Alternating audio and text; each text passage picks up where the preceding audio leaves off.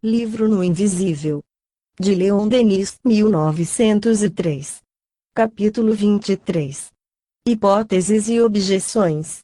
Em matéria de espiritismo, são numerosas as objeções e teorias adversas. Temo-las, em sua maior parte, examinado no curso deste século. Vimos, por exemplo, que a teoria das alucinações é insustentável depois da obtenção de fotografias das aparições, dos moldes em parafina, dos fenômenos de escrita e assinatura, reconhecidamente autênticas, de sobrevivos. A teoria da subconsciência, também denominada inconsciente ou consciência subliminal, foi refutada nos capítulos 18 e 19, a propósito da grafia mediúnica e das incorporações. Certo é que também aplicam aos fenômenos produzidos com a mesa, nomeadamente quanto aos fatos de tipologia obtidos por Victor Hugo em sua própria casa e que referimos no capítulo 18. Não poucos são os críticos refratários a admitir nos versos ditados pela mesa outra coisa mais que inconscientes produções do grande Vate. Aqueles versos, dizem, são de fatura idêntica dele, animam-os a mesma vigorosa inspiração. A insuficiência, porém, de semelhante explicação fica demonstrada pela análise dos fatos. Victor Hugo jamais se sentava à mesa. Confessava não poder improvisar, em verso, ao passo que os espíritos pediam que os interrogassem desse modo e desse modo respondiam imediatamente, sem hesitação nem pausa de memória. Quando um dia, anuindo aos seus desejos, prepara de antemão uma pergunta endereçada ao espírito Molière, este emudece, à sombra do sepulcro é que responde em termos acres, constituindo acerba lição para o poeta, que se retira da sala indignado com o desembaraço dos espíritos. Podia Victor Hugo ser ao mesmo tempo consciente e inconsciente e agir extrapessoalmente sem o querer? O inconsciente, que a si mesmo se ignora, não pode ser um determinativo de ação. Ora, todos os fenômenos espíritas representam formas de atividade reguladas pela consciência, em que não se podem associar dois princípios opostos, a ação e a inação. Pretendê-lo, não seria menos que resvalar no absurdo. O mesmo acontecia aos assistentes. Nenhum deles cogitava de provocar o sono e, por conseguinte, o desdobramento. Ninguém previa as respostas da mesa. Todos aguardavam ansiosos as frases que iria ditar. O esperado era Molière, que Victor Hugo acabava de interrogar. Se o inconsciente do poeta, estimulado por essa expectativa, tivesse que intervir, a resposta do grande satírico é que teria vindo. Ora, foi, como dissemos, a sombra do sepulcro, numa linguagem áspera e solene, que se manifestou em termos deprimentes que Victor Hugo, em seu orgulho, jamais se lembraria certamente de a si mesmo dirigir em presença de testemunhas. Nem somente em verso misterioso o espírito se exprime. Sua prosa é também magnífica e austera, como se pode ajuizar por este fragmento, ditado pela mesa numa outra sessão, 257. Início da nota do redator 257. Incerto no Gaulois, de 1º e 2 de junho de 1907. Fim da nota do redator. Dizes tu, imprudente, a sombra do sepulcro emprega a linguagem humana, serve-se de palavras, metáforas, figuras e mentiras, para dizer a verdade, a sombra do sepulcro não é um simulacro, tens razão, eu sou uma realidade. Se desço a falar vossa algaravia, é porque sois limitados. A palavra é o grilhão do espírito, a imagem é a golilha do pensamento, vossa linguagem é um ruído enfeixado num dicionário, minha língua própria é a imensidade, é o oceano, é o tufão, minha biblioteca contém milhões de estrelas, milhões de planetas e de constelações. O infinito é o livro supremo e Deus é o leitor eterno. Agora, se queres que te fale a minha linguagem, sobe ao Sinaí e me ouvirás nos relâmpagos, sobe ao Calvário e me verás em resplendores, desce ao túmulo e hás de sentir-me na clemência. Eis um fato, ao demais, que demonstra quão impotente é a teoria da subconsciência para explicar os fenômenos obtidos em casa de Victor Hugo. O Gaulois, de 10 de janeiro de 1906, publicou, sob a epígrafe O Canhenho de um Materialista, um trecho das Memórias do Sr. E. Bloom, de que destacamos a seguinte anedota. Victor Hugo confessava acreditar firmemente no espiritismo e conservou essa crença até a morte. Seus 2 filhos, bem como seus grandes amigos Augusto Vacqueri e Paulo Maurice nele também criam. Vacqueri me referiu uma coisa extraordinária. Certa noite de inverno, em Guernesey, faziam-se as experiências de mesa giratória. Estavam presentes o grande poeta, seus 2 filhos e Vacqueri. Carlos Hugo, a que servia de médium, interrogava a mesa e comunicava as respostas obtidas. De repente, deu um grito de dolorosa surpresa. Oh! Exclamou. Os espíritos me dão uma horrível notícia, a senhora de Girardin acaba de falecer neste momento. Consultaram o relógio, eram 10 horas. A senhora de Girardin, justamente nessa manhã, escrevera comunicando que pretendia passar alguns dias em Guernesey com o seu grande amigo Hugo e era, portanto, esperada a sua visita. No dia seguinte chegou uma carta anunciando o falecimento da senhora de Girardin. Ninguém o poderia saber em Guernesey, onde o telégrafo a esse tempo não funcionava. Carlos Hugo ignorava, como todos, e, coisa curiosa, a senhora de Girardin falecera com efeito na véspera, às 10 horas. Essa história sempre me impressionou singularmente, porque era difícil pôr-lhe em dúvida a veracidade, com testemunhas semelhantes.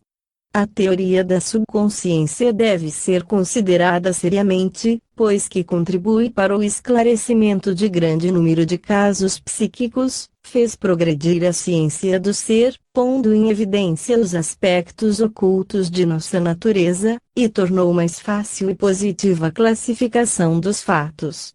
Só é, todavia, aplicável a certos fenômenos de animismo, isto é, de exteriorização dos vivos, aos casos, por exemplo, de renovação da memória.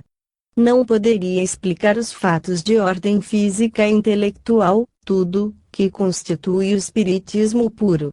A intervenção dos sobrevivos é a solução mais simples, mais lógica, a que melhor se adapta ao conjunto desses fatos.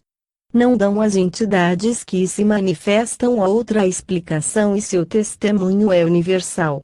Até os próprios erros que cometem não deixam de constituir elementos de certeza, porque o que não existe não pode deixar vestígio subconsciente ser conhecido pelo médium ou pelos assistentes.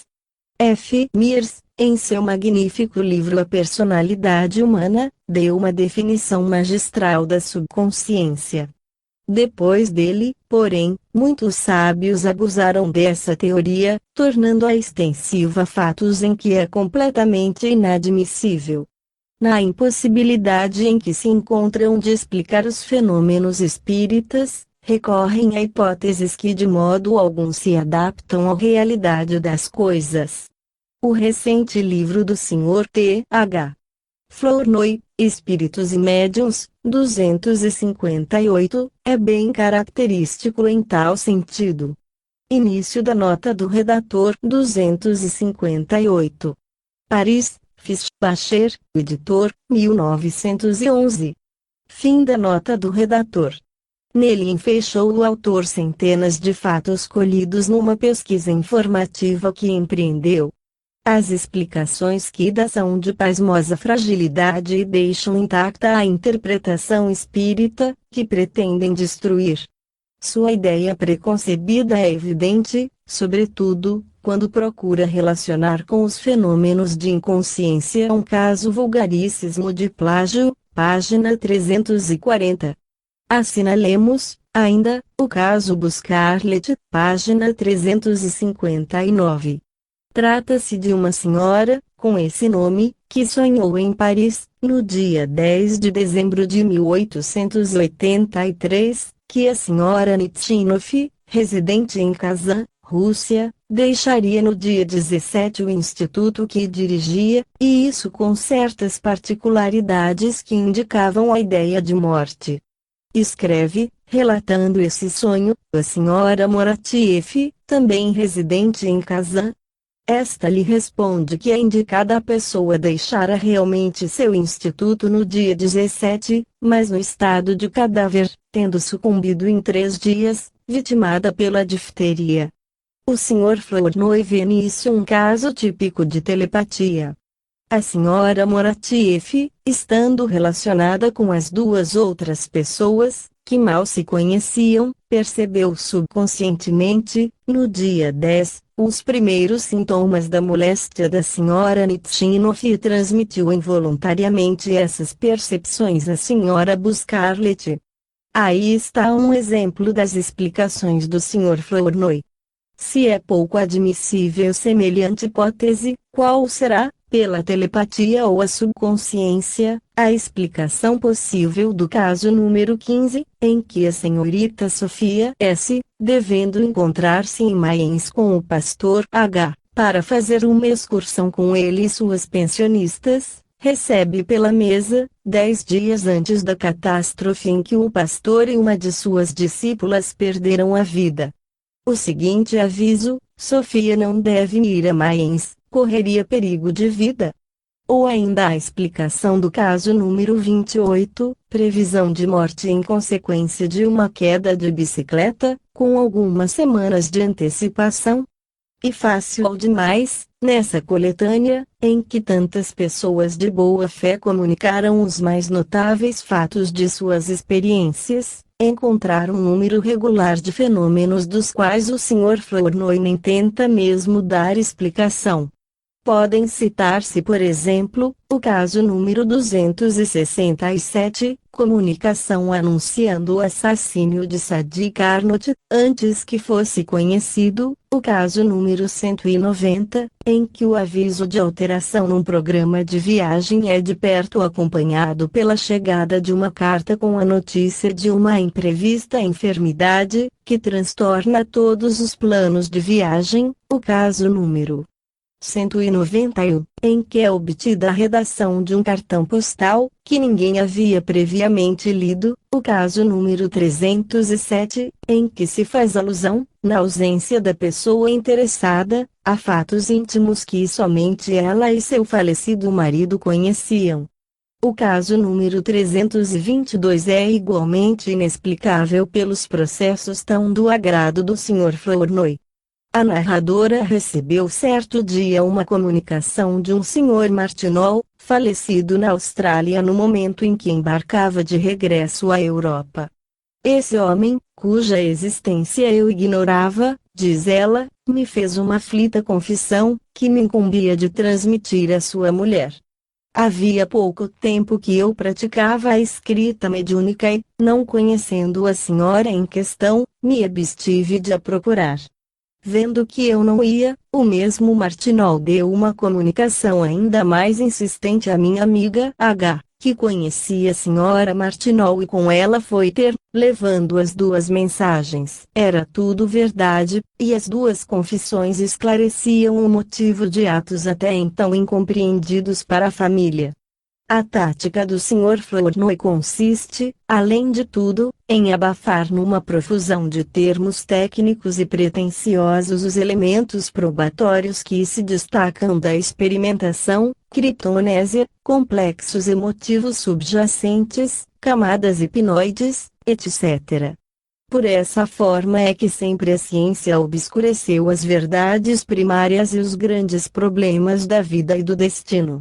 Sob esse ponto de vista, não é ela menos responsável que a ortodoxia religiosa pelo deplorável estado mental de nossos dias e pelas tremendas consequências que dele resultam. Ao cabo de séculos de predomínio religioso e de trabalho científico, a humanidade ainda está à procura do caminho que pelo Espiritismo lhe é claramente indicado. Força é, todavia, reconhecer que o Sr. Flournoy imprime aos seus argumentos uma perfeita cortesia. A moderação de sua linguagem, o talento de observação e de análise, que em toda circunstância patenteia, o tornam eminentemente simpático. Há mesmo ocasiões em que parece inclinar-se às probabilidades espiríticas, deixando escapar uma confissão como esta: é possível que, entre os fatos, alguns haja autênticos, isto é, que tenham origem espírita, mas não me encarrego dessa escolha. Sente-se que ele é tolhido por considerações de ordem pessoal. Seu livro terá para nós a vantagem de atrair grande número de investigadores para os nossos estudos, porque o autor insiste muitas vezes no dever que aos sábios intelectuais se impõe de sondar os múltiplos problemas que a experimentação física vem pôr em foco. Temos indicado os perigos reais que oferece a prática da mediunidade. Também os há imaginários, inventados por gosto e estrepitosamente apregoados pelos adversários do Espiritismo, dando origem a duas teorias principais, que por seu turno examinaremos, a das larvas, ou elementais, e a dos demônios. As manifestações espíritas, dizem cotidianamente certas revistas católicas, 259, quando não provém consciente ou inconscientemente do médium ou dos assistentes, são obra do demônio. Início da nota do redator 259.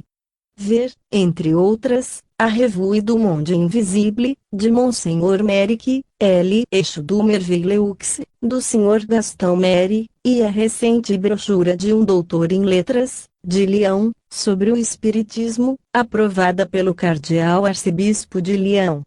Livraria Católica, 14, Rua da Abadia, Paris, 1911. Fim da nota do redator. Encontramos aí o argumento habitual da Igreja, o principal instrumento de sua dominação, que lhe permite resistir a todas as inovações, mantendo sob o terror o rebanho dos fiéis e assegurando o seu império através dos séculos. Mesmo quando os espíritos nos falam de Deus, de prece, de virtude e sacrifício, cumpre ver nisso a intervenção do demônio, dizem os teólogos, porque Satanás, o pai da mentira, sabe revestir todas as formas, empregar todas as linguagens, fornecer todas as provas, e quando acreditamos estar em presença das almas de nossos parentes e amigos, de uma esposa ou de um filho falecidos, é ainda o grande impostor que se disfarça para nos enganar. Tem-se visto, afirmam eles, o espírito do mal revestir as mais dolorosas aparências, mesmo a da Virgem e dos santos, para melhor lograr os crentes. É o que assevera o cônego Bretes na Revue du Monde Invisible, de 15 de fevereiro de 1902, após um estudo de Monseigneur Merrick acerca das materializações de fantasmas. Os resultados, diz ele, me parece concluírem a favor da opinião que sustenta ser tudo diabólico nas aparições de Tilly. Se são verdadeiras estas deduções, é o diabo que ali se apresenta sob a forma aparente da Santa Virgem, e recebe as homenagens dirigidas à Mãe de Deus. Objetam outros críticos que em suas relações com o mundo invisível o homem não comunica somente com as almas dos mortos, mas também com ilusórias aparências de almas, com larvas, formas fluídicas animadas por uma sorte de vibração inspirante do pensamento dos defuntos.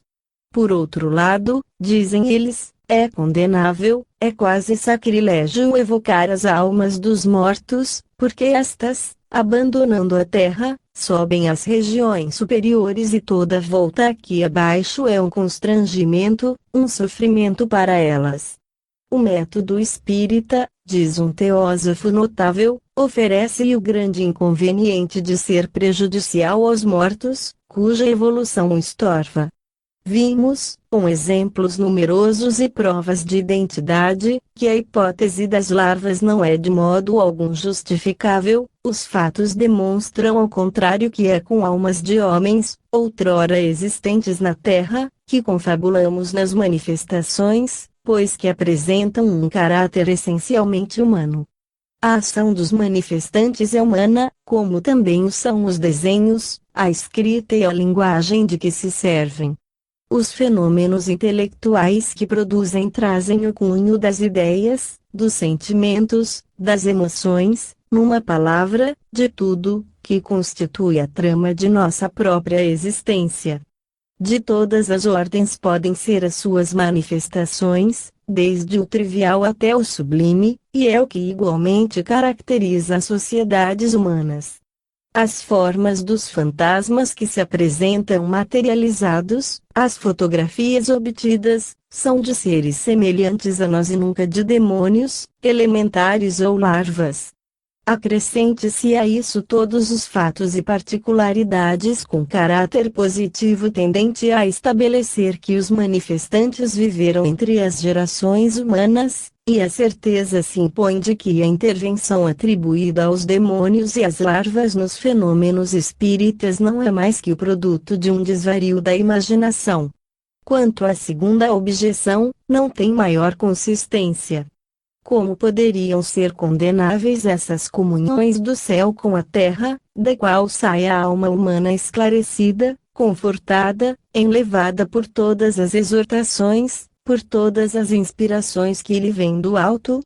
As práticas espíritas têm consolado e reanimado muitas criaturas combalidas sob a prova da separação, têm restituído a paz aos aflitos, provando-lhes que aqueles que julgavam perdidos estão apenas ocultos por algum tempo às suas vistas.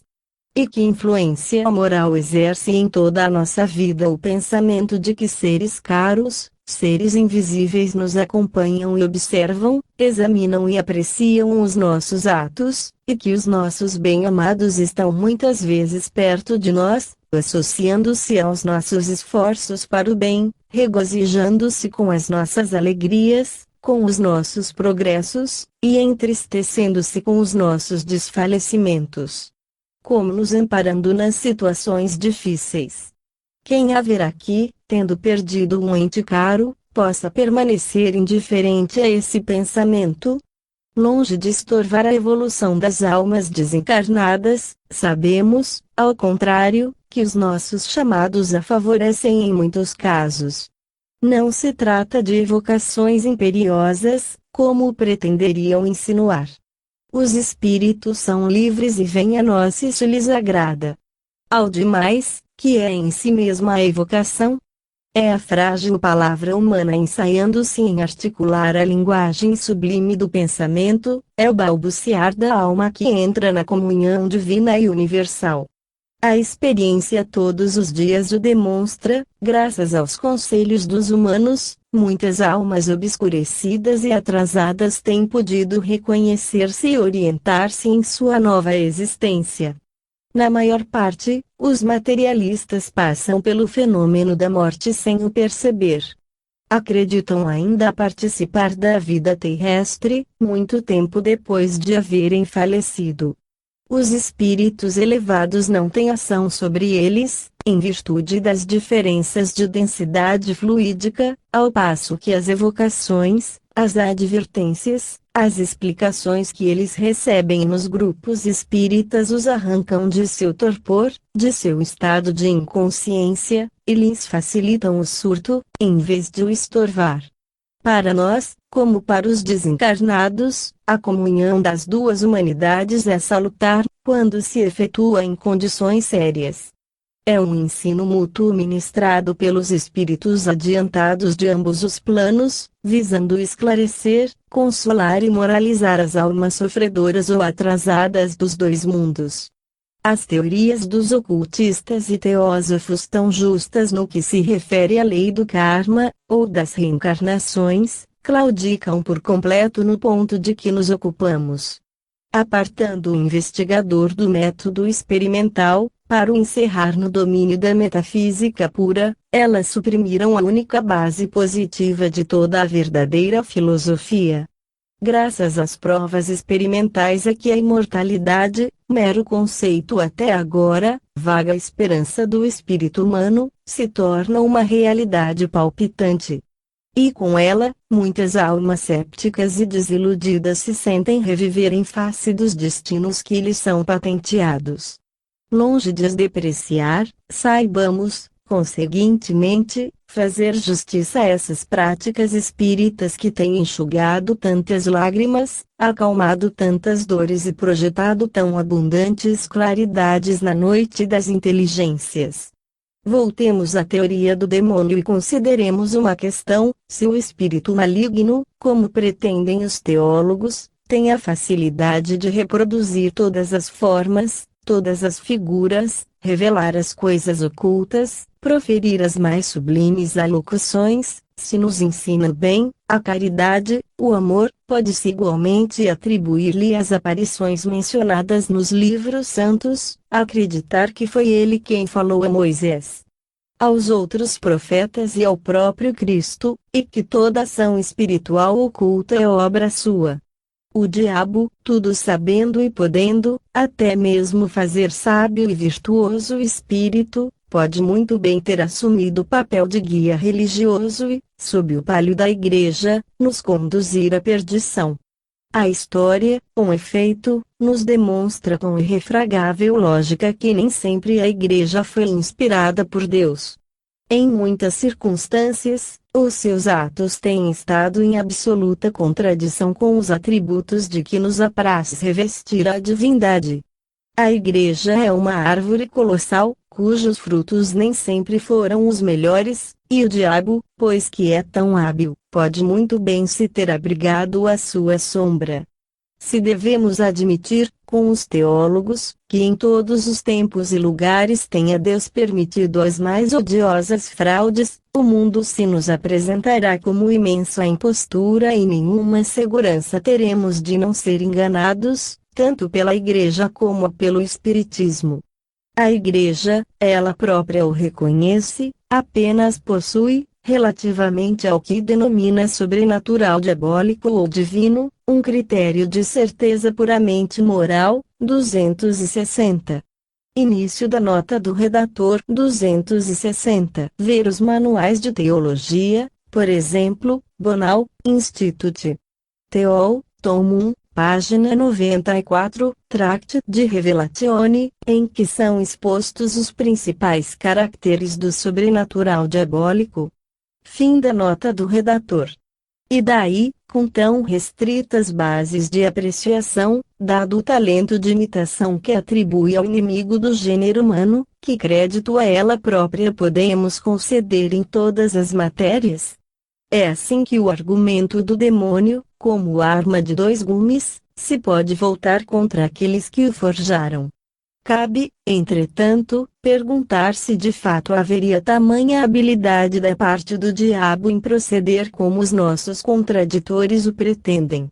Nas sessões espíritas, vê-lo-íamos convencer da sobrevivência da alma e da responsabilidade dos atos a indivíduos materialistas, libertar da dúvida os sépticos, e da negação e de todas as suas consequências, dizer às vezes duras verdades a pessoas desregradas e obrigá-las a caírem-se e orientar-se no sentido do bem. Onde estaria, pois, em tudo isso a vantagem para Satanás? Não deveria, ao contrário, o papel do espírito das trevas consistir em acoroçoar em suas tendências os materialistas, os ateus, os sépticos e os indivíduos sensuais? É verdadeiramente pueril atribuir ao demônio o ensino moral que nos prodigalizam os espíritos elevados. Acreditar que Satanás se esforce por desviar os homens do mal, ao passo que, deixando-os resvalar pelo declive das paixões, tornar-se-iam fatalmente presa sua, crer que pode ensiná-los a amar, a orar, a servir a Deus, a ponto de lhes ditar preces, é atribuir-lhe um procedimento ridículo extremamente inepto. Se o diabo é hábil, podem imputar-lhe as respostas ingênuas, grosseiras, ininteligentes, obtidas nos círculos onde se experimenta sem critério. E as manifestações obscenas não são antes próprias a nos afastar do que a nos atrair para ele? Ao passo que, admitindo a intervenção de espíritos de todas as ordens, desde a mais baixa à mais elevada, tudo se explica racionalmente. Os espíritos malfazejos não são de natureza diabólica, mas de natureza simplesmente humana. Não há na Terra, encarnadas entre nós, almas perversas, que se poderiam considerar demônios. Voltando ao espaço, essas almas continuam a proceder do mesmo modo, até que venham a ser regeneradas pelas provações, subjugadas pelos sofrimentos. Aos investigadores prudentes compete pôr-se em guarda contra esses entes funestos e reagir contra sua influência. Na maior parte dos círculos de experimentação, em lugar de proceder com cautela e respeito, desprezam-se os conselhos dos que nos precederam no caminho das investigações. Com intempestivas exigências e modos inconvenientes, repelem-se as influências harmônicas e atraem-se individualidades perversas e espíritos atrasados. Daí tantas decepções, incoerências, obsessões, que têm feito acreditar na existência dos demônios e lançado sobre certo espiritismo de baixa classe o ridículo e o descrédito. A teoria do demônio, em resumo, nem é positiva nem científica. É um argumento cômodo, que se presta às explorações, permite rejeitar todas as provas, todos os casos de identidade, e fazer tábua rasa dos mais autorizados testemunhos, pouco concludente, porém, absolutamente em contradição com a natureza dos fatos. A crença no demônio e no inferno tem sido combatida com argumentos de tal modo peremptórios que causa admiração ver inteligências esclarecidas ainda hoje adotarem.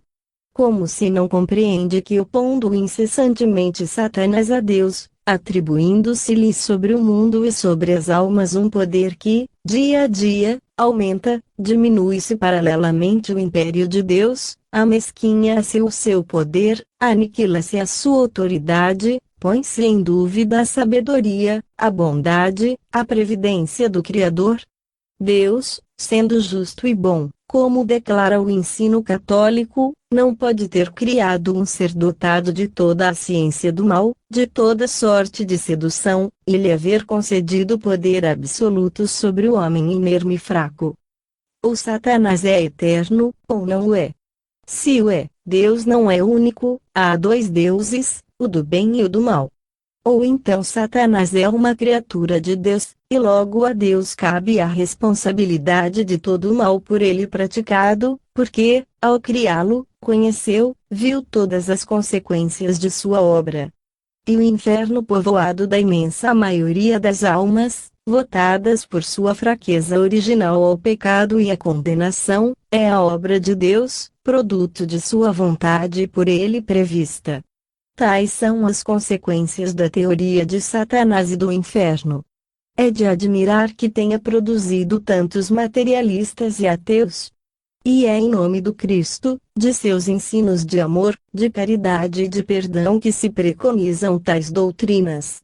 Mas conforme ao verdadeiro espírito das Escrituras não será essa revelação espírita, que nos apresenta, após o resgate e a reparação de suas culpas, em existências de provações, as almas a prosseguirem sua ascensão às regiões da luz. Assim disse o apóstolo, Deus não quer que homem algum pereça, mas que todos se convertam à penitência. 261. Início da nota do redator 261. 2 Pedro 3, 9. Fim da nota do redator. O que se chamam demônios, como vimos, são simplesmente espíritos inferiores, ainda propensos ao mal, submetidos, porém, como todas as almas, à lei do progresso. Não há diversas categorias de almas, destinadas umas à felicidade e outras à desgraça eterna. Todas se elevam pelo trabalho, pelo estudo e pelo sofrimento. A unidade perfeita e harmonia reinam no universo. Cessemos, pois, de profanar a ideia de Deus com essas concepções indignas da grandeza e da bondade infinitas, saibamos despojá-la das desgraçadas paixões humanas que se lhe atribuem. Com isso a religião ganhará prestígio. Pondo-a em harmonia com os progressos do espírito humano, dar-se-lhe-á maior vitalidade. Acenar com o espectro de Satanás e toda a fantasmagoria do inferno, numa época em que a humanidade já não crê nos mitos com que a embalaram na infância, é perpetrar um anacronismo, é expor-se ao provocar o riso.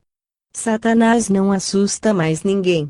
E os que mais dele falam são, talvez, os que nele menos creem. 262.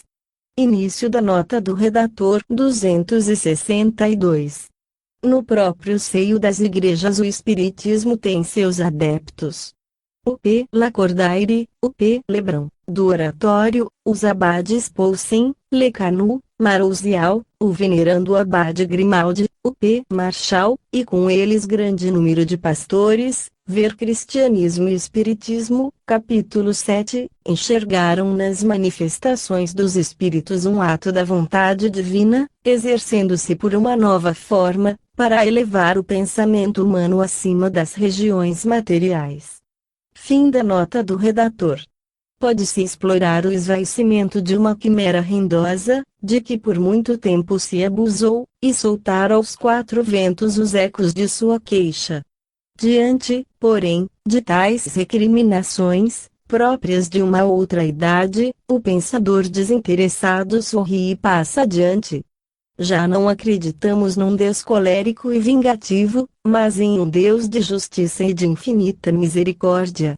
O Jeová sanguinário e terrível fez sua época.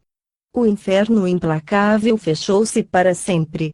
Do céu a terra desce agora, com a nova revelação, o lenitivo para todas as dores, o perdão para todas as fraquezas, o resgate para todos os crimes, mediante o arrependimento e a expiação.